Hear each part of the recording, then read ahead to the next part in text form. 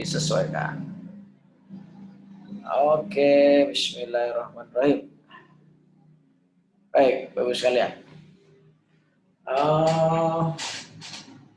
Materi ini, inbound flywheel marketing, pernah saya sampaikan di salah satu komunitas di WA.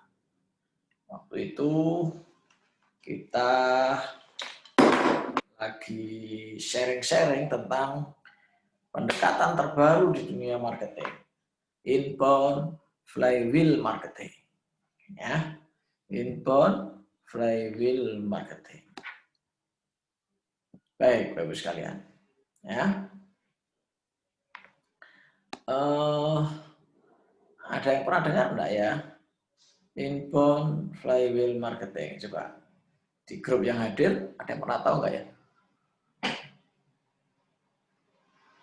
Bapak Ibu yang hari ini hadir, silakan mungkin komen, tahu enggak ya? Inbound flywheel marketing. Pernah dengar atau baru dengar sekarang?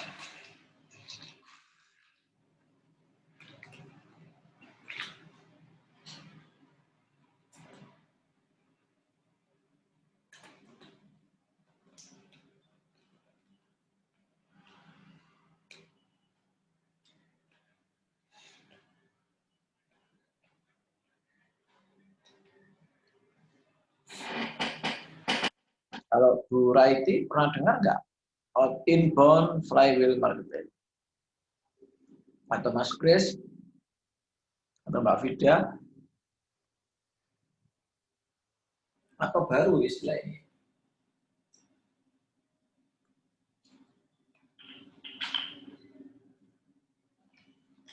Baru ya? Ya. Saya pun baru mempelajarinya. Kemudian mencoba menerapkannya. Ya. Oke, kita lanjut.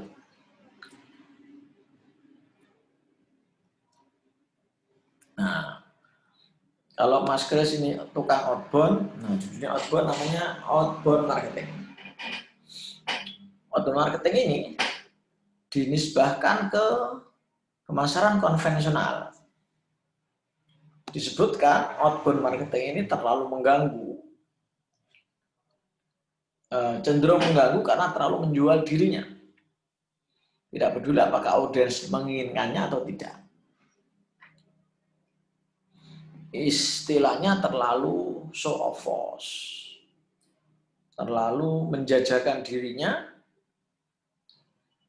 dengan target market atau segmentasi yang istilahnya kurang fokus begitu. Contoh baliho misalnya, ya baliho yang besar itu bisa dibaca oleh semua usia, mulai TK sampai kakek. Pada belum tentu itu segmen yang tepat. Segmen yang tepat yang dibidik oleh baliho tersebut, iklan di baliho tersebut. Nah, kalau outbound marketing itu teori grab customernya atau get customernya atau cara menarik customernya, yaitu dengan cara funneling namanya. Corongnya dari atas ke bawah. Nah, ini kalau Bapak Ibu sekalian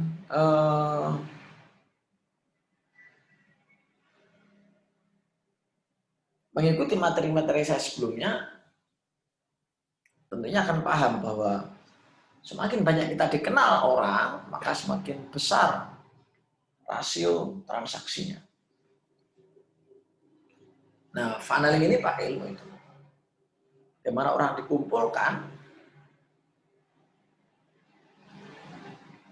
ya,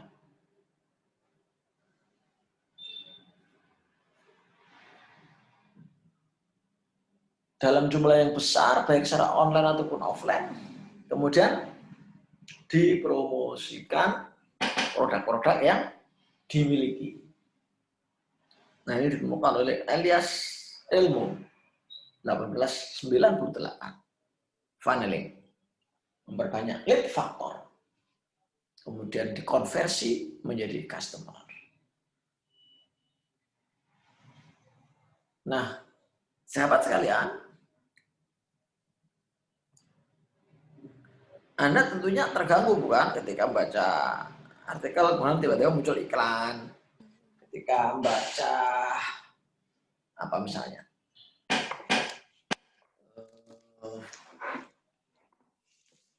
orang misalnya kalau banyak iklan juga nggak menarik ya, nonton TV gitu ya, banyak iklan juga nggak menarik.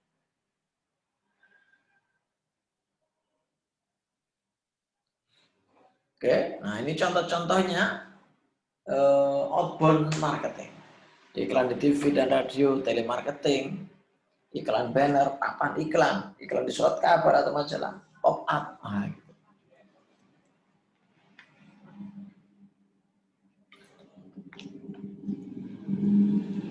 Ini contoh-contoh outbound marketing. Nggak ada yang salah sih, cuma ini cost-nya tinggi dan belum tentu tepat sasaran. Nah, kemudian muncullah sebuah istilah yang namanya inbound marketing. Marketing yang mengandalkan konten, kekuatan konsep. Konsep pemasaran ini di mana pemasar berusaha untuk menarik pelanggan potensial dengan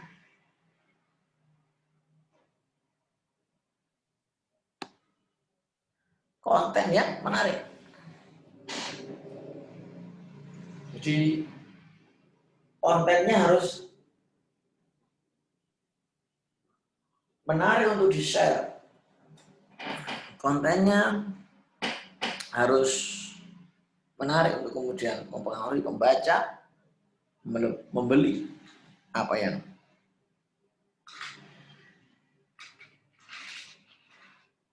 menjadi kebutuhan mereka. Jadi Brian Halligan memilih inbound marketing karena lebih bersifat fasilitatif, bukan doktrinasi atau metode pendidikan yang lain. Oke, habis ini, Bapak sekalian, silakan cermati.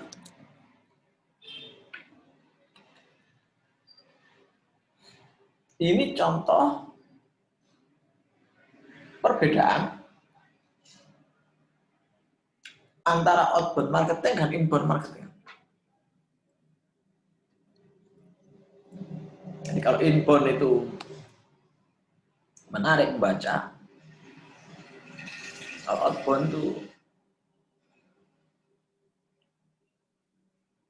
jadi outbound marketing mendorong semua orang, mereka tak peduli tertarik atau enggak orang itu. Sementara kalau inbound itu hanya menyasar mereka yang tertarik.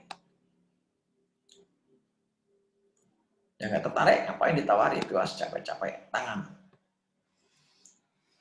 Nah, inbound marketing itu sudah kan kebutuhan konsumen. Tapi kalau outbound, kebutuhan produksi.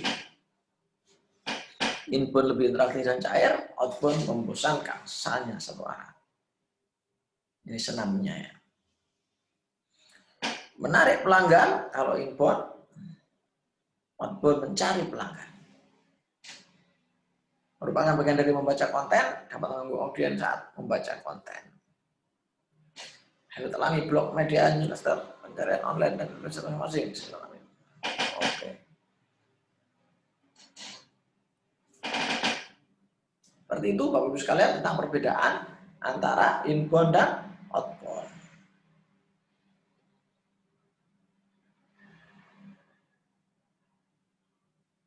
Oke.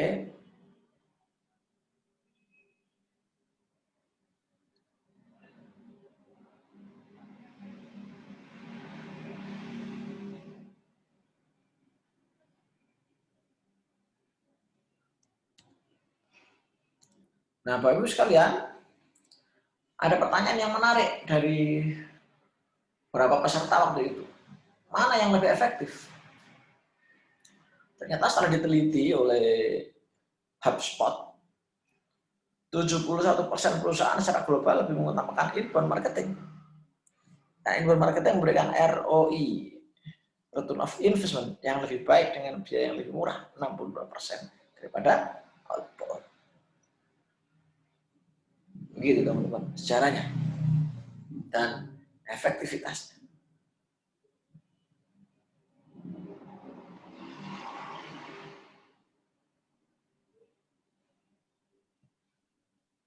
Nah, sampai sini ada yang bertanyakan. Akhirnya ketemulah yang namanya konsep flywheel marketing. Jadi intinya adalah bagaimana menjadikan customer itu mau jadi referral kita, puas dan jadi referral kita.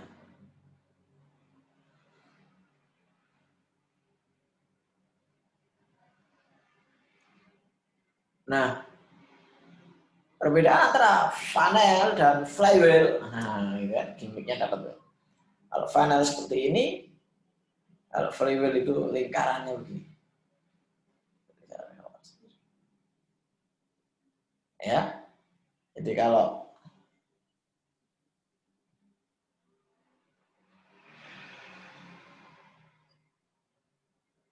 oke, jadi ini funnel itu lead factor ya, yang dikonversi dari customer di bawah.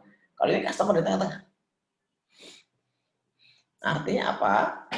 Artinya bisnis tidak selalu hanya dengan menggunakan pendekatan funneling misalnya. Bisa juga dengan pendekatan flywheel.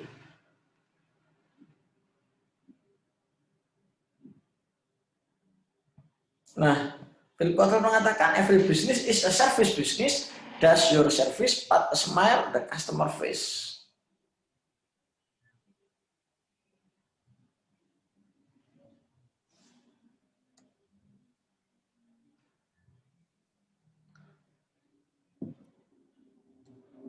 Jadi basicnya dari sini Bapak Ibu sekalian. Dari pelayanan yang excellent kepada customer. Karena nanti begitu terjadi, maka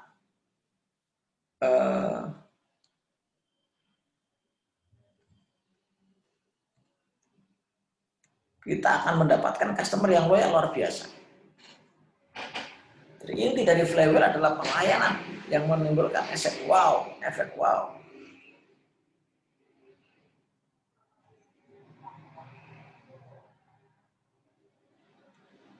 Nah, kemudian disempurnakan oleh Jeff Bezos di Amazon dan Jim Collins, Good to Great. Jadi selain disempurnakan oleh Amazon, juga ditambahkan oleh Jim Collins.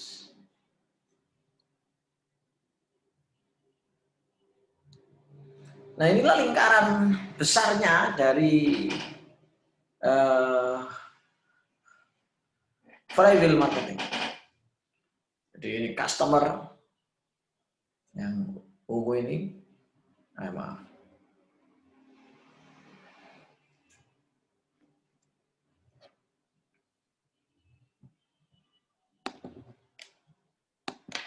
Nah ini, jadi nanti kita akan jelaskan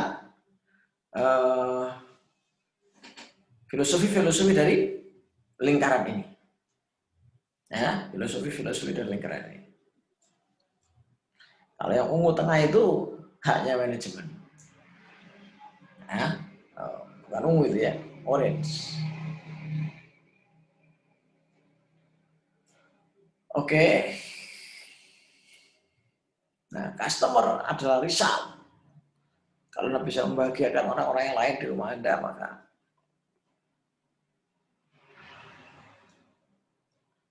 Anda ketemu saya, Anda harus belajar tentang bagaimana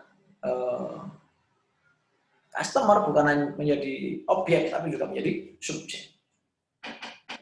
Harus jelas sambil jalan tentang Anda di grafik-grafik. Dalam dunia pelayanan kita mengenal ada delighted. Nanti di sini kita juga akan mengenal itu.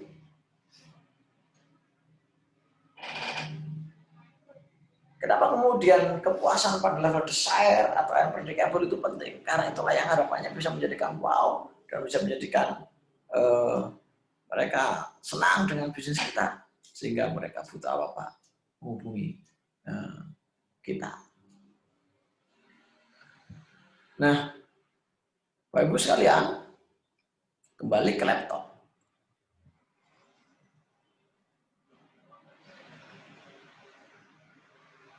Nah, sahabat sekalian, bentar ya.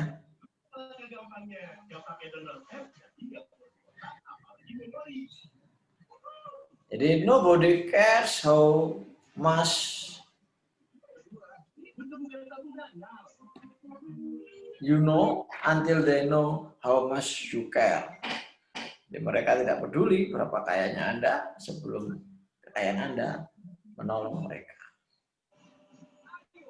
Kalau dalam bahasa marketing, customer nggak peduli dengan apa yang Anda tawarkan. Sebelum apa yang Anda lakukan itu, care nggak dengan mereka? Respect nggak dengan mereka? Oh, suaranya masuk sebentar. Oke. Bapak sekalian, sebelum saya lanjutkan, mungkin ada yang Bapak Ibu mau sampaikan, silakan. Saya akan perjelas ini tentang bagaimana memahami flywheel marketing. Jadi kalau kembali ke corong ini,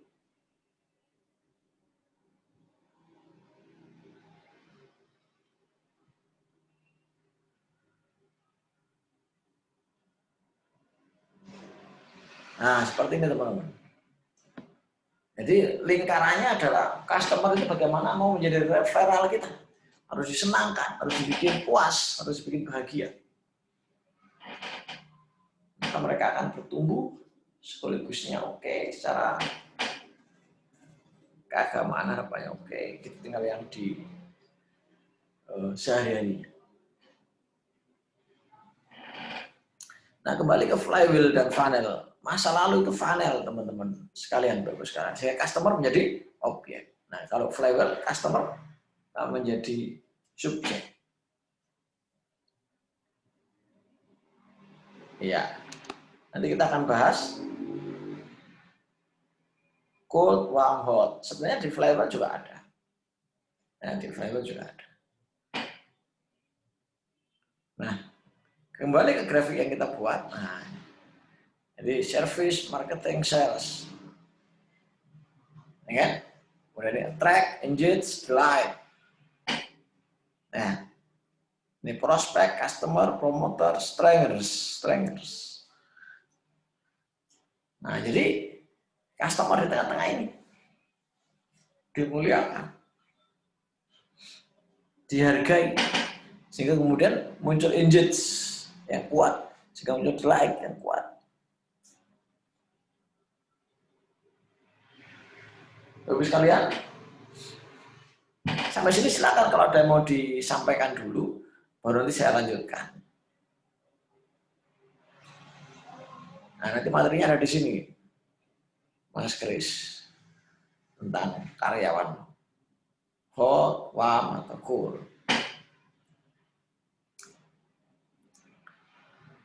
Maaf.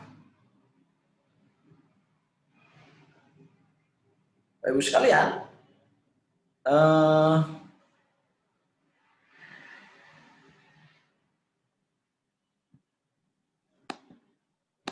layar saya masih terlihat kah? Kelihatan masih Masih kelihatan ya. Jadi inti dari inbound marketing adalah sebenarnya memarketingkan dengan pelayanan yang wow gitu. Bahkan yang istilah saya tanpa dijanjikan sebelumnya. Sebentar ya.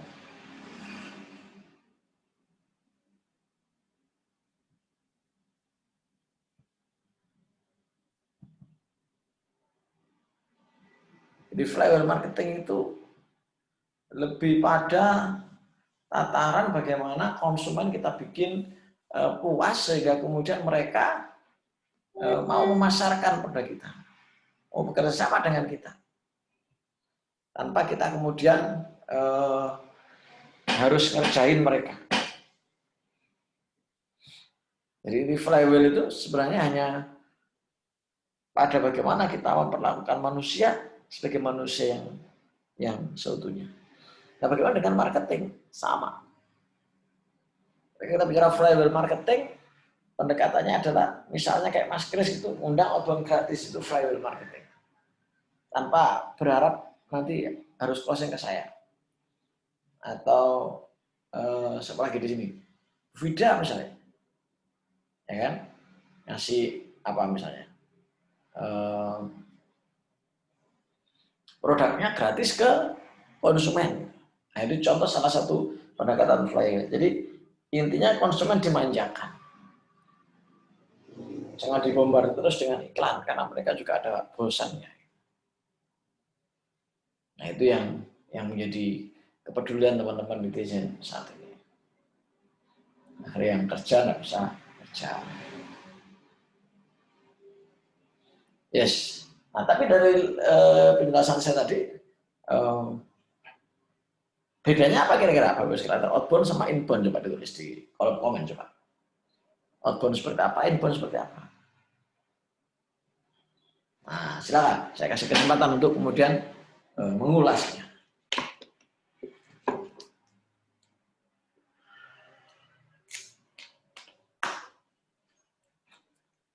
Oke. Jadi kayak matahari lingkarannya ya. Melingkar.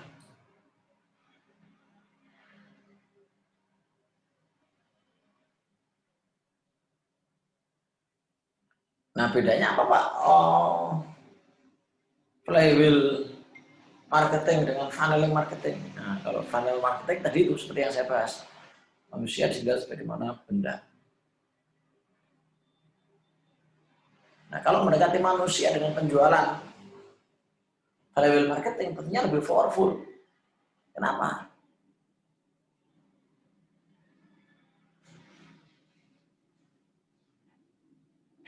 Nah, silakan Bapak sekalian. Manjakan customer. Nah, promo-promo itu manjakan customer. Betul Mbak Fida. Jadi ngasih sesuatu yang gratis misalnya atau murah, jual harganya pas atau rugi, jadi konsumen puas. Nah, itu biasanya malah cepat melambat akan.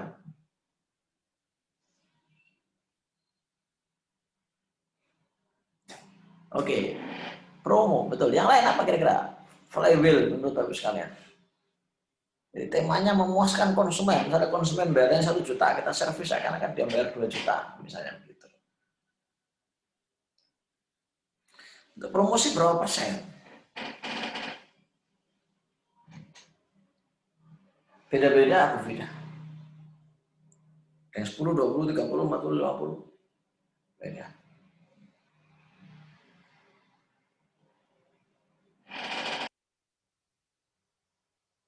Jadi persentase nggak ditentukan. Ya. Oke, kalau masih ada monggo, kalau nggak lanjut yang lain. Silakan. Siapa lagi yang hadir di situ?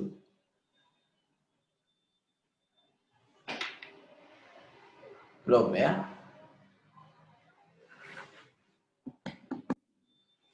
Nah, lanjutannya kita akan bahas tentang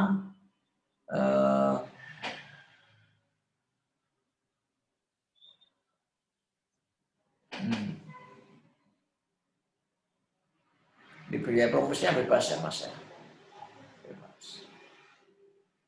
Sambil mikir.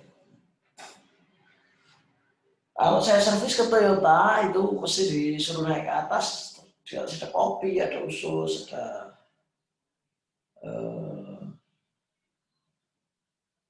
barang-barang yang dibanding di sini harganya jauh lebih